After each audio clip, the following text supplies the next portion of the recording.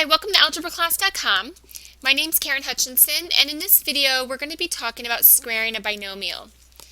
This is example number 2, and in the last example we talked about the formula that we could use to square a binomial. So in order to do that, we would square the first term, twice the product of the two terms, and then square the last term. We're going to look at example number 2, and this example differs in that this is a minus. 2x minus 4 is the binomial. So we are going to square this binomial, and we're going to use the same exact formula. But the first thing that I would do, just so that I don't lose any signs, is I would keep it consistent with this being an addition problem inside of the parentheses. So the first thing I'm going to do is I'm going to change this to an addition problem by doing the keep, change method, where you keep the first term the same, change the minus to a plus, change the sign of the second term. So we're going to change this to 2x plus negative 4. Same exact meaning as 2x minus 4.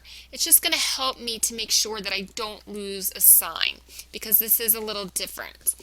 So we're going to use our special rule. We're not going to use FOIL. And what we're going to do is first square the first term. So the first term, right here is the first term. This is the second term. Square the first term means we're going to square 2x. So 2x times 2x is 4x squared. Okay, so think of it this way. 2x squared. We need to square the 2, which is 4, and then x squared as well. So that's 4x squared. And remember that this is the sum. And then we have to take twice the product of the next two terms. So that means that we're going to multiply 2x times 4 times 2, because it's 2 times x times y.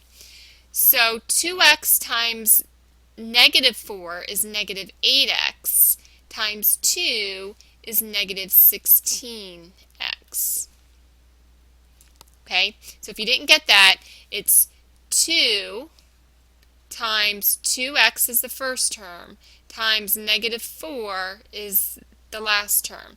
So 2 times 2 is 4, 4 times negative 4 is negative 16, and then we have the x as well. So it's negative 16x.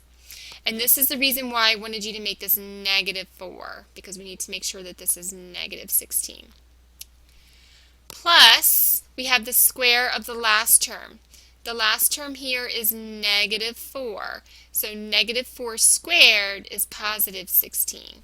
So think of it this way. Negative 4 squared is negative 4 times negative 4, which is positive 16.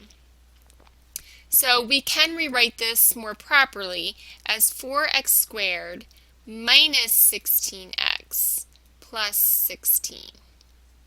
Okay, so we can get rid of the double sign here, and plus a negative is the same as subtracting. Okay, so the answer to this without using FOIL and with using our special rule is 4x squared minus 16x plus 16. Okay, and that completes example number 2.